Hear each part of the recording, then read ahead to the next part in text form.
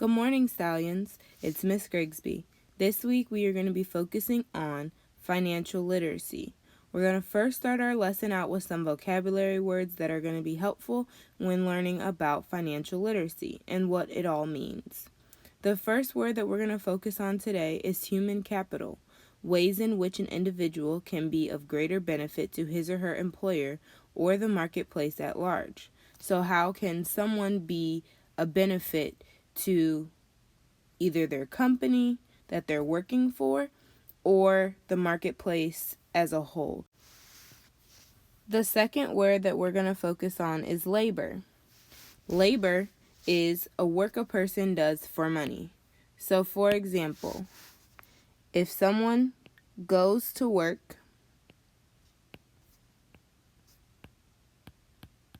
they are performing a labor to then come home with money, which leads us into our next vocabulary word, which is income. Money a person receives in exchange for providing a good or service. So the way that your parents earn money is by completing their job every day, and then in turn they get money. So income is very important when we're talking about financial literacy, because without an income, there can be no other money. But in order to receive an income, you need to have completed some type of labor work. So for an example, just generic, a garbage man goes to work, and he collects all the garbage in the neighborhood, takes it, dumps it in the truck, puts it, and takes it to the landfill. And then he goes home. Well, he gets paid for that whole day of work that he is going from house to house. So the labor that he is completing is picking up the trash cans and actually dumping them into the truck or whatever, driving the truck, whatever that may be.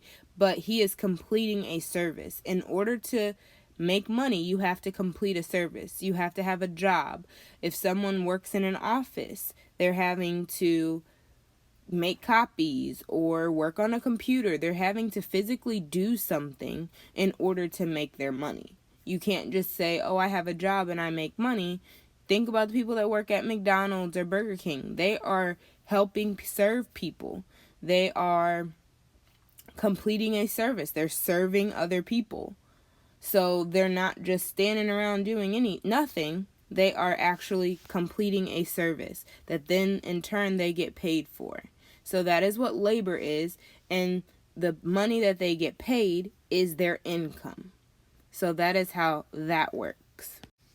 All right, next we're going to go on to our word that would be getting paid is income. So think about income, the money a person receives in exchange for providing a good or service. This problem, I'm going to go ahead and read it. It says, Miss Patterson works for a company. Which factor would most likely affect the amount of money Miss Patterson gets paid by the company? Well, if we look back, so let's look at our answer choices. The amount of money Miss Patterson has to pay on her bills, is that her income? No. The size of her Miss Patterson's family? No, that has nothing to do with income. You do not get paid based on the size of your family. You get paid for the amount of work that you're doing. So, C, the amount of money Miss Patterson saves every month.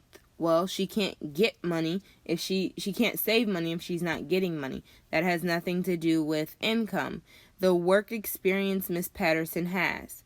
Yes, D would be our answer, because in certain jobs, you get paid for the experience. So if you've worked there longer, then you will get paid for your experience in that specific job area.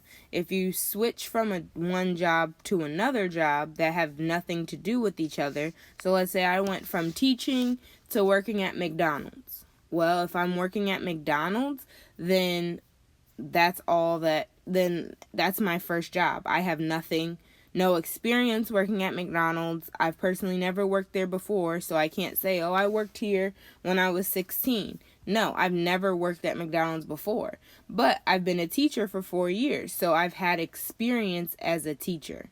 I do not have experience working at McDonald's. So, just to give you an example of what experience has to do with the job that a person is getting paid for. All right, Stallions, that is all from Miss Grigsby today. Don't forget about our lives on Tuesdays. Please keep turning in your work to Class Dojo in your portfolios. Also, do not forget to keep working on your science choice boards so that you can get your grade for that as well. Keep up the good work. I'm very proud of you. I know this has been hard on everybody, but we're almost done. So keep up the good work and finish strong. Have a nice day. Bye.